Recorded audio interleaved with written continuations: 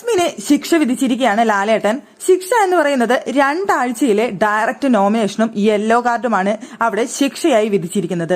പിന്നെ നമുക്ക് മനസ്സിലായ ഒരു കാര്യം, റസ്മിൻ ജാസ്മിനെ അടിച്ചു എന്നുള്ളത് തന്നെയാണ്. നമുക്ക് ആ വീഡിയോ പ്ലേ ചെയ്തിട്ടില്ല, പക്ഷേ ഇന്നെല്ലാവരും അവിടെ സംസാരിക്കുന്ന സമയത്ത് റസ്മിൻ ജാസ്മിനെ അടിച്ചു എന്നുള്ളത് വളരെ വ്യക്തമായിട്ട് അവിടെ പറയുന്നുണ്ടായിരുന്നു. എന്തായാലും ബിഗ് ബോസ് ആ വീഡിയോ നല്ല രീതിയിൽ മുക്കി, നമുക്ക് ആർക്കും ആ വീഡിയോ കാണിച്ചില്ല. പക്ഷെ ജാസ്മിൻ റസ്മിന്റെ അടുത്ത് ക്ഷമിച്ചു എന്നുള്ള ഒരൊറ്റ കാരണം കൊണ്ട് അവിടെ പിടിച്ചു നിർത്തി. അങ്ങനെ നോക്കുകയാണെന്നുണ്ടെങ്കിൽ സിജോ പറയുന്നുണ്ടായിരുന്നു എനിക്ക് അവിടെ യാതൊരു കംപ്ലൈന്റും ഇല്ല റോക്കിയുടെ അടുത്ത് എന്ന് പറയുന്നുണ്ടായിരുന്നു. എങ്കിൽ സിജോ ക്ഷമിച്ചു എന്ന് പറഞ്ഞ പോലെ റോക്കിനെ അവിടെ പിടിച്ചു നിർത്താമായിരുന്നില്ലേ? അപ്പൊ ജാസ്മിൻ ക്ഷമിച്ചു എന്ന് പറഞ്ഞതുകൊണ്ട് റസ്മിൻ അവിടെ പിടിച്ചു നിർത്തി, അവിടെ റോക്കിനെ പിടിച്ചു നിർത്തിയില്ല. രണ്ട് അനീതി നീതിയൊക്കെ ആയിട്ട് നമുക്ക് തോന്നുന്ന ഒരു കാര്യമാണ്.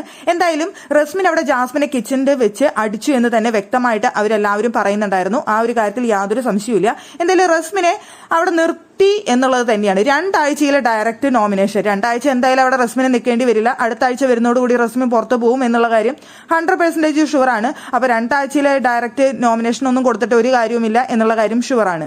പിന്നെ ഒരു യെല്ലോ കാർഡും അതിന്റെയും ആവശ്യമില്ല. ഈ ആഴ്ച തന്നെ പുറത്തിട്ട് കഴിഞ്ഞാൽ പുറത്ത് പോകേണ്ട റസ്മിൻ തന്നെയായിരുന്നു അത്. എന്തായാലും റസ്മിന്റെ ഭാഗത്ത് നിന്ന് ഉണ്ടായത് വലിയൊരു തെറ്റ് തന്നെയാണ്. അതിനെ ബിഗ് ബോസ് ഇങ്ങനെ മൂടി വെച്ച് പ്രൊട്ടക്ട് ചെയ്യുന്നത് എന്താണ് എന്ന് മാത്രമാണ് നമുക്ക് ആർക്കും മനസ്സിലാവാത്തൊരു കാര്യം.